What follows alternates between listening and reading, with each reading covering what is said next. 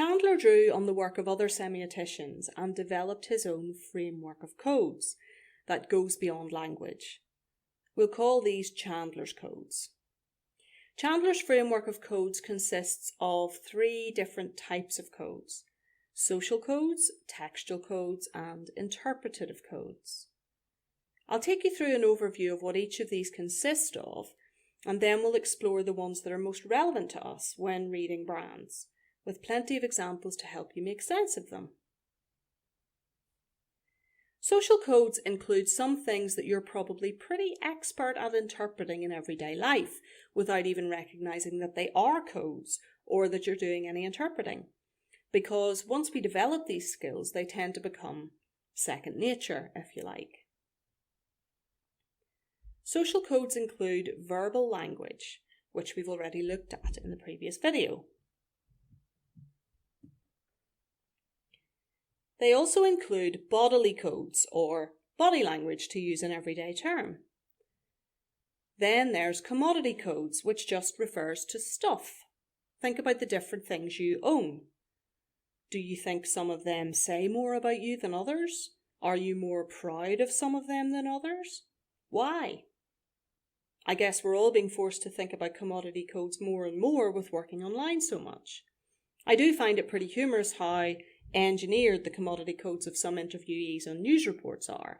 Like, do we really have intelligent books, a plant and a mood lighting lamp placed that way on our shelves usually? And does our work desk usually back onto such a set of shelves? Finally, for this code set, we have behavioural codes. These vary from culture to culture and have developed over time. In our societal context, behavioural codes have become much looser over the years. Just think about the way characters in period dramas have to tie themselves up in knots just trying to get a date, and compare that with Tinder or the TV show First Dates. Textual codes include scientific codes such as sets of mathematical and scientific symbols. They include aesthetic codes such as drama, painting, or music. Think, for example, about musical notation. If you don't understand the code, you won't be able to produce a nice melody or harmony, and you won't know how loud, soft, fast, slow, or with what other characteristic you're supposed to produce the sound. Then we have genre, rhetorical, and stylistic codes. We come to understand the patterns in the cultural and media products we consume. That's why, for example, we expect ethical and responsible reporting when we watch BBC News. We don't feel patronised if we happen to see Newsround because we know it's aimed at children. And we don't take the Ulster fry literally because we know it's satire. And finally, we have mass media codes, which include photographic and cinematic ways of shooting pictures and film and the meanings attached to those. We'll explore those in detail in the next video. Interpretive codes include perceptual codes, which are simply about how our eyes help us make sense of what we see. Interpretive codes also include ideological codes. These are codes that encourage us to take a particular view of the world and to see particular relationships between individuals and groups, particularly relationships of relative empowerment and disempowerment. They're basically what texts with mythical content are working with, so you're already quite familiar with them in a semiotic context. The most basic type of code that is useful to us when reading brands and adverts is the perceptual code, so we'll start with it. This code doesn't involve analysis as such because it's the basic work our eyes do to help us make sense of what we see. It is, however, useful for us to think about it because it's useful for you to think about when you're carrying out work on other modules and projects that is more design focused. It might therefore be useful when thinking about layout, say, in your chosen ads. And it's also just quite fun to explore. The first rule of the perceptual code is the figure and ground rule. This just tells us that when we look at something, it is likely that one part of it is the meaningful thing and the other part is the background. Our eyes will try to do this with anything we see. Think about those lazy sunny days when you stare at the clouds and see all kinds of things in them. Some images trick our eyes into not being quite sure which aspect is the figure and which is the ground, like this well-known one of the candlestick and two faces. Now, check out these different versions of the image we just looked at. In which of them do you see the candlestick, and in which of them do you see the faces? Do you notice that the thinner the middle part is, the more likely you are to see the candlestick, and the broader it is, the more likely you are to see the faces? This is basically about us expecting the background to consist of more space than the object in it.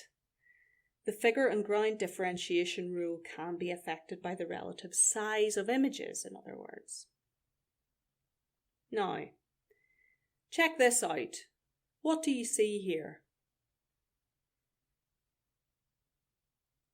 What about now? My guess is you were much more likely to pick out the word tie in the second version of the image. That's because of the rule of surroundedness. We don't expect the figure, the main object, to extend to the outside edge of the image. Whatever something is surrounded by, we expect to be its background rather than part of the thing itself. While the perceptual code is universal, others are culturally variable. Most also depend on context.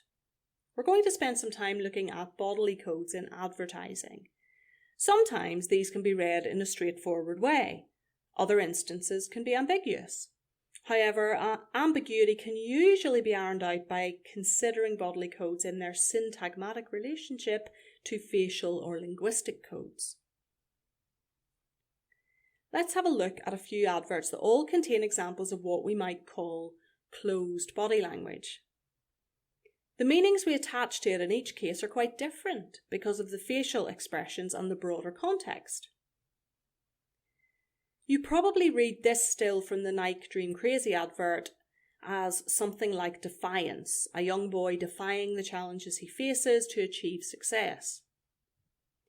In this Sayat ad, the closed body language is used to denote defiance again, but this time defiance of power. But we immediately read this as ironic in the context it's in. But why?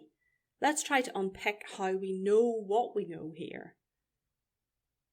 The tagline says, "Keep the rebel alive," which fits with the meaning of defiance.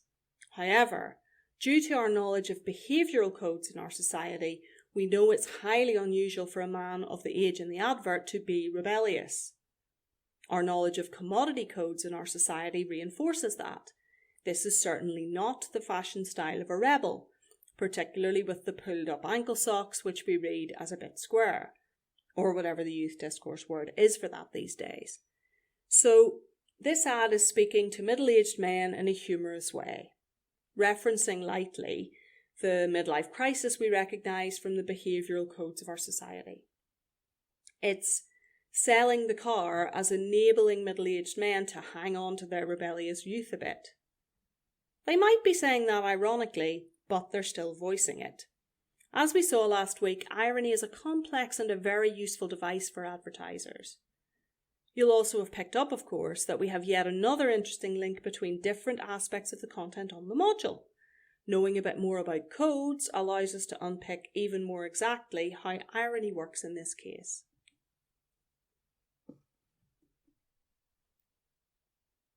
And what about our Action Cancer ad?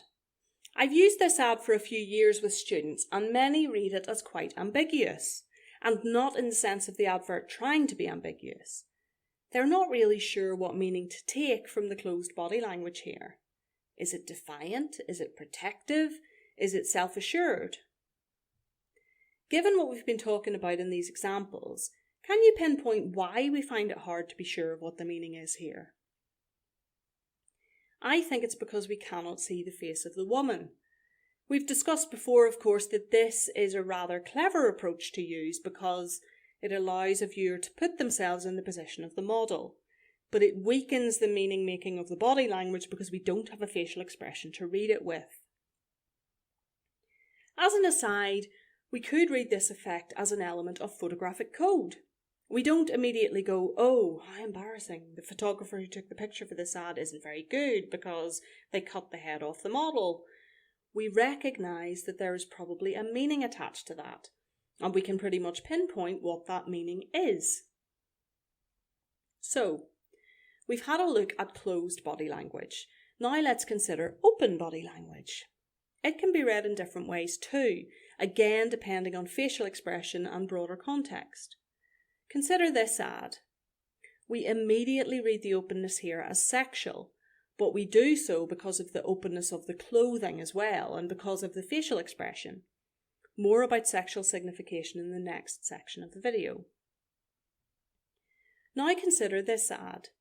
The model in this ad is displaying open body language too, but we don't read her bodily code as sexual, do we? Why not? Our commodity codes knowledge tells us that the clothing is not providing a sexual context, and the facial expression is not one of those that we recognise as sexual. Again, more of that in a moment. So maybe we just read it as active. From a feminist viewpoint, a woman being active in an advert is something to be welcomed because it's quite rare. But look again, it's a very posed activity, so in that way the woman is still to an extent there to be looked at. Notice also that she's not being active with or on anything, she's not doing an activity as it were, which perhaps reduces the effectiveness of being active. In a way, the style of the movement that is captured, along with the commodity codes of the ankle socks and pumps, causes us to read the young woman as quite childlike. Again, I'm sure you picked up on the links between the discussion here and the discussion of the beauty myth. Why not take a bit of time later to tease that out further? And now let's consider a couple of stills from our Dove Real Beauty ad. Again, if we want to read it mythically, the woman is not being active on anything, but we can read it as celebratory, so that is of less importance. Here, the context of the sincerely happy facial expression and the very casual commodity codes of the clothing make us read this as, I think, free and confident as well as celebratory. Now, as I've mentioned a few times, there are some regularly occurring bodily codes in advertising that we can read clearly as sexual signification. Let's try to identify them. To do this, I'd like you to do a task. I'm going to show you 3 ads for cosmetics and perfume that we automatically read as sexual. I've put automatically in quotes here because, of course, it's not really automatic. We're reading these things in this way because of something to do with the cultural knowledge we've developed of how codes work. With that in mind, can you pinpoint what precisely it is about the images that makes us read them this way? Here are the ads. We'll start with what I think is the most obvious and work our way back to quite subtle sexual signification. So, how did you get on? This Louis Vuitton ad is almost screaming sex at us, isn't it? But did you pinpoint why precisely? The horizontal pose is a major sexual signifier. Did you notice also that the model is lightly touching her own body? This can be read as flirtatious or even teasing, which of course is quite a sexist representation. And did you notice that her gaze is quite indirect? She is looking at the audience, but she is doing so looking up from under her eyelids, as it were. Now, what about this Emporio Armani City Glam advert? Yes, there is a couple there about to kiss, but what else is there about the bodily codes, particularly of the woman as it happens, that encourage us to read it as sexual? Did you notice the open mouth and the closed eyes? These are 2 really common sexual signifiers, in the right context, of course. To go back to the gender aspect, it is interesting to note here that the focus for the sexual signification is almost completely on the young woman model. The young man is almost in darkness. And now what about this cosmetics ad from Chanel? It is certainly the most subtly sexual of the 3, but it is still sexual. Did you notice the indirectness of the model's approach to the audience? You might be saying, but Anthea, the model is looking directly at us, so it's not indirect. She is looking directly at us, but the fact that she has brought her shoulder in front of her makes it somewhat indirect, as does the fact that her eyes are not wide open. They are nowhere near closed, of course, but there is a subtle amount of closure there. All of this can be read, again, in a flirtatious and perhaps teasing way. I wonder what you thought about these sexually signifying bodily codes when you broke them down. Had you noticed them before? Can you now see how something that seems very obvious is in fact engineered and constructed? And what do you think about aspects of gender and sexual orientation? Here's another task for you to do in your own time if you'd like to think more about similarities and differences across time, gender and sexual orientation. Let's end with a laugh. Comedy can be achieved by using different codes that jar with one another. The fact that they jar is ideological. It is due to norms and sometimes to myth. Consider this Boddington's ad from the early noughties. Another quite old one from your reference point, but regardless of the age and the quality of the video, it's still a great example of this point. As you're watching it, think about how the interplay of the bodily codes, the cinematic codes in general, I know we haven't looked at them in detail yet, and the linguistic codes work to create the atmospheres and the humour. Why is it that some linguistic codes wouldn't create this effect? And what does that tell us about ideology and myth and relative power of different groups of people? I'd love to hear what you think. The body is new. The body is power.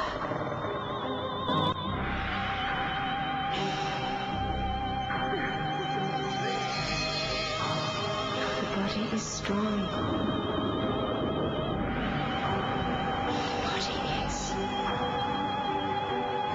If you think that's strong, Chuck, try lifting one of these.